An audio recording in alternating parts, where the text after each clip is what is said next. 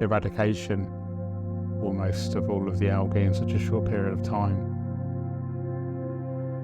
Hi everyone, welcome to this new video where this is a follow-up of the previous algae related video featuring this Aquascape Line 60 and the terrible algae situation that we were suffering from. I'm not sure if you can tell in this clip of the video, but we are still very much suffering from the algae. And I just want to talk you through next steps, what I think has caused the algae to start with, and what I'm going to hopefully do to help treat it and hopefully remedy it in the long term. Thanks to everyone that watched the previous video. A bit different. We did a bit of a meditation sequence at the end. Some of you liked it. I'll leave a link to that video in the description. So in terms of what I've changed since the last video, and that was created about 2 weeks ago, and this hasn't seen any attention at all in, what day are we on now? It's Wednesday, 10 days at least since anything was really done to this. My stepson Toby was adding liquid fertilizer and just checking that the lights and the CO2 and the filter were working during my absence last week whilst I was at Tropica. The main issues that we can see at the moment, and obviously I'll get close-ups of these, are there's some very, very high density staghorn algae going on a lot of the right hand side here amongst the mini hairgrass, the area Kowloon, Vietnam. There's some also a load on the Vietnam here. There's still some diatoms going on. There is some healthy growth, new growth since the last video, so that's promising. You know, it shows that the soil's still working, I guess. The CO2 and the lighting obviously going to be working. One thing I haven't done is giving the filter a decent clean. I have been cleaning the pre-filter, but the internals may be very dirty, full of waste organics, even though the pre-filter takes most of them away before they get into the main compartment. I think it might be an opportunity to clean the whole filter, so I'll do that during this video. Phosphorus is essential for healthy plant growth. It's one of the macronutrients, so you have things like carbon, which we get from the CO2, either from ambient or from injecting CO2, which we're doing in here. And then the next kind of most important is nitrogen, and then phosphorus, and then potassium, NPK. You may have heard of this. And then you have things like magnesium, calcium, and then you go into like the micronutrients or the trace elements, which are required but in much smaller amounts, hence the micronutrient or trace elements.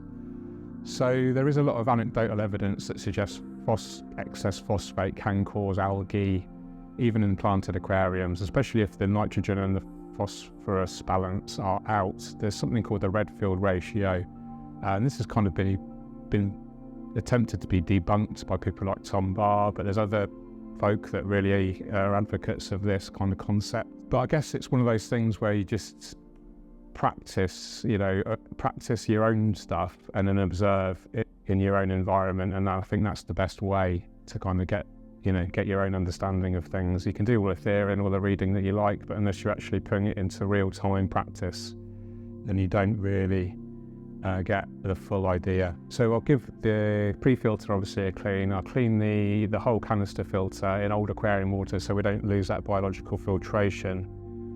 And then hopefully that's going to help just reduce that kind of background level of waste organics, even though they're trapped in the filter. Just the action of the water circulating through that filter, you think of that, those waste organics, traces of those are going to be pumped back into the water, aren't they? So it could potentially be one of the contributing factors to the algae. So I just like to rule out the filter. I guess I should buy some test kits really. Let me know in the comments who you recommend for test kits. I know NT Labs are quite popular over here in the UK, so maybe I'll reach out to those guys. It would be interesting, wouldn't it, to get a whole rundown of all of the nutrients and the compounds that we have in here. I'm not sure how accurate most test kits are, but something is better than nothing, and you can use a test kit to gauge trends and comparisons. So I could test the nitrogen and phosphorus in here, for instance, and then in here. This is flawless, hardly any nuisance algae at all. Plant growth is amazing.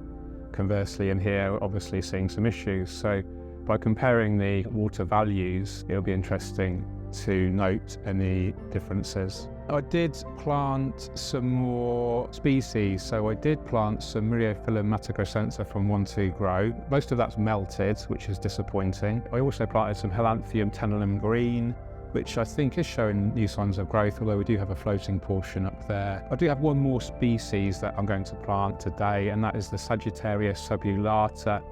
This is a very fast grower and relatively easy. It does well in hard water, which is what I definitely have here. I'm going to plant that along the background, mid-ground, and hopefully that is going to help outcompete the algae. If we think about algae as kind of a opportunistic, almost like a parasite or a kind of vulture in essence, what happens is any kind of suffering plants or plants that aren't so healthy tend to leach sugars and chemicals which attract the algae, and for this reason you very rarely see algae growing on healthy plants. So you'll note the Helanthium quadricostatus and even the Echinodorus major at the back there has only traces of algae. In fact, the Echinodorus is actually growing a flower spike there, so maybe I'll leave that going and see if we can get some emergent flowers, which will be interesting, or if not emergent flowers, new plantlets. This is how it kind of reproduces. We added some more plants. It obviously hasn't done the trick because we're still seeing loads of algae. I do have some Pandagaras in there and some Ottocinclus that I was hopeful that would help deal with the algae. They have tend to have kept the algae off the rocks, which is good news, although there is BBA building on the main stone here, and there is some BBA also building up on the old growth on the Eriocaulon. So I'll remove those worst affected leaves. I'll give the rock a clean with a toothbrush. I'll maybe even drain the water right down to expose the BBA to the air, and then using a paintbrush or a pipette, use a chemical algaecide such as APT Fix or Seachem XL. I do have actually both products, so I'll go with the, actually I've tried the Seachem XL. I haven't actually used that for a long time. We could actually deliberately overdose the Seachem XL to potentially kill the algae, but we don't tend to recommend this. It is a potentially harmful chemical and can harm the livestock, can actually harm your skin. So I'm not a big fan of using chemicals unless I really have to. But in terms of, addressing any kind of chronic buildup of algae on the hardscape, I think that's okay. It's not a living entity, and because we're actually just using a trace amount on the rock surface, excuse me, I'm just recovering from a nasty bout of man flu, I guess. A lot of it going around in the UK at the moment, unfortunately. I do have 2 new rocks to add as well, just to improve the whole composition. So these are from Aquarium Gardens. Shout out to Dave for consistently supporting the channel. Always very grateful for that. So I'll remove these stones, of course, put the new ones in, clean that rock, remove any of the worst affected leaves that are algae infested, remove the dying Myriophyllum, plant the Sagittaria, clean the filter, clean the glass, clean the lily pipe. Loads of stuff trapped actually on the inlet. That's going to be reducing the circulation. I'll get a close-up of that. That won't be helping the whole project, because any reduction in circulation is going to reduce the CO2 circulation, because we have an inline CO2 diffuser. So consequently, if the water running through that CO2 diffuser is reduced, we're not going to be seeing as much CO2 distribution around the aquarium, and therefore some plants will have a lot more access to the CO2 than others, and then you get this kind of imbalance. Some plants will be going really well, the other plants will potentially be starving. And in my mind, this kind of explains why we've got more algae along here, because the CO2 hasn't had the opportunity to reach this bit here. We have the filter outlet on the right corner here at the back, so this is almost the last place the water reaches, the flow reaches. So by the time the CO2 microbubbles have reached here, they've almost been all used up probably by these plants over on the left, and it's no surprise that these are growing a lot more rampantly than these. So I could actually move the filter outlet maybe to the front left, and then we'll see, maybe that could change things, or maybe not. Maybe I'll move it to the left, or maybe I'll keep it where it is. Interesting. So lots of stuff to do, take you through the whole process, what I'm doing, why I'm doing it, and then by the end of the video we will hopefully have a lot cleaner aquarium, and then hopefully keeping on top of water changes. I am at home for the next 10 days or so before I travel again, so during those 10 days give this a lot of TLC, that's tender loving care for those that aren't aware, and then hopefully over that 10-day period we'll get to a point where the system is biologically balanced enough, and the algae plant kind of balance, if you think about algae as, like I say, an opportunistic feeder, and it needs resources. If we create the environment where the plants are able to use more resources than the algae, then the algae will eventually just die back on its own accord. Algae and plants always kind of competing for the same resources, light, nutrients. Hopefully, with the addition of the extra plants, the deep clean, filter maintenance, bit of Excel, removal of the worst affected leaves, just keeping everything clean and tidy, hopefully we'll be onto a winner. Just another couple of sort of observations that might interest some of you. You can tell I've got very hard water here. The water hasn't been topped up at all since I've been away, and you can see this pretty ugly, hard water kind of deposit. As the water evaporates, it's only pure H2O that leaves the aquarium, and the minerals are left behind, and those minerals collect on the glass. And that is, in my mind, apart from potentially jumping fish, that is probably the biggest downside, at least from an aesthetic point of view, is this horrible, ugly limescale build-up. Other kind of disadvantages of rimless, the water is evaporating, so if you have a lot of rimless tanks, and depending on your kind of ambient temperature and conditions, you can get a lot of damp building up especially in an enclosed space. I'm lucky enough to live in a relatively large home here. Evaporating water is quickly kind of dispersed and actually used up by a lot of my house plants as well, so that's kind of nice, really. We'll do some practical work now. Excited to get my hands wet, excited to transform this little bit of a sorry state aquarium into something a lot more pleasing to the eye and pleasing to the heart. So it's been, I think, 4 days now since the last intense maintenance session, and I have to say the transformation has been absolutely incredible. I've never seen such a quick eradication almost of all of the algae in such a short period of time. It's a shame I did so many things at once, because it's hard to attribute the kind of perceived success down to any one thing. But I think there's a lesson there, and that's more often than not, in a complex ecosystem like a planted aquarium, you have so many different complex processes going on at the same time. Changing one thing may not have an impact.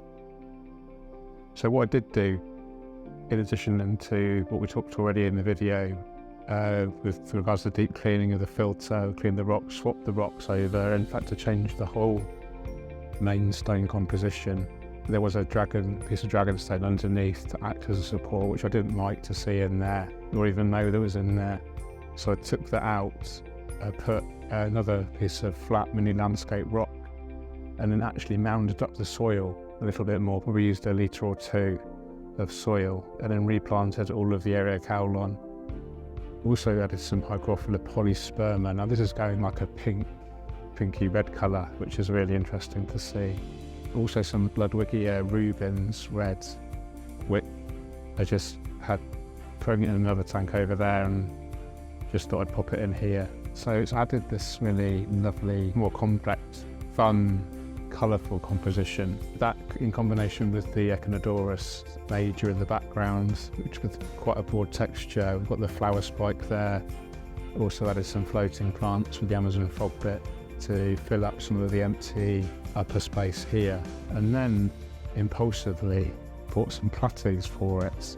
And I feel this really kind of brings the whole, ironically in a way, brings the whole Aquascape composition and story together, because it's a fun, jolly, playful aquascape. We've got lots of colour going on, but lots of movement, almost chaotic movement with the platies. There's some bright red cherry shrimp in here to add some more colour.